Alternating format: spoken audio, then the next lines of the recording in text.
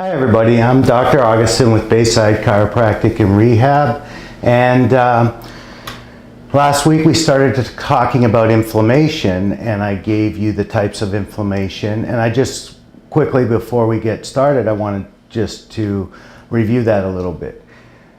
Everybody's heard the word inflammation and just anti-inflammatories, ibuprofen, everybody's heard it, but what we want to talk about is that we have to know that inflammation is part of our normal systems. We need to have inflammation because without inflammation we won't heal. The problem is if we don't heal and the inflammation continues, it can be very destructive, and then we can be in a lot of pain or have a lot of problems. So we talked about acute and chronic inflammation, acute being the redness, swelling, the early onset, the chronic being the long-term stuff that doesn't go away, rheumatoid arthritis, gout, and all those other things. So now we're going to talk about what can we do to control inflammation or to keep it where it's only what we need and not overdo it and cause problems in our own bodies. So the first thing we're going to talk about weight, and the easiest thing, there are foods that reduce inflammation. All right, vegetables, things like your berries, especially your red and blue, dark strawberries, blueberries, things like that. They're called your superfoods, and they're very good at controlling inflammation. Also, your weight, you have fat cells, and fat cells usually don't store the best things in them, and your toxins usually build up in fat cells, and if you release too many toxins from the fat cells because you have too many, you cause a lot of inflammation.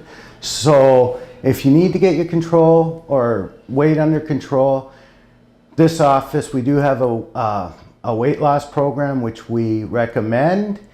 We use natural anti-inflammatory foods, and there's no speed or drugs or anything like that involved. We teach you how to eat, we help you to lose weight, and we also control inflammation that way. Second thing, very simple, stress. In our bodies, we have a hormone called cortisol that is our stress hormone. So in a way, it's our anti-inflammatory because stress causes all kinds of inflammation.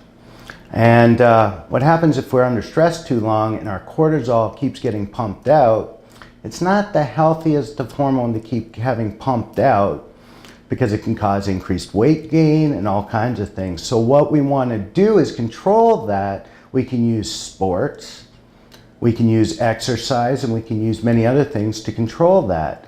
So one way chiropractors control it is with the adjustment. An adjustment we know that it releases a lot of endorphins, which is like a runner's high, and it, controls stress, hence controls inflammation, and keeps your adrenals from overworking. And you can do it nutritionally too. Another thing that causes a lot of stress would be stuff that isn't good for you, smoking. The chemicals alone can cause, inflammation, smoking. The chemicals alone can cause inflammation in your lungs, which can lead to uncontrolled inflammation, and we know can lead to cancer, which is just out of control inflammation.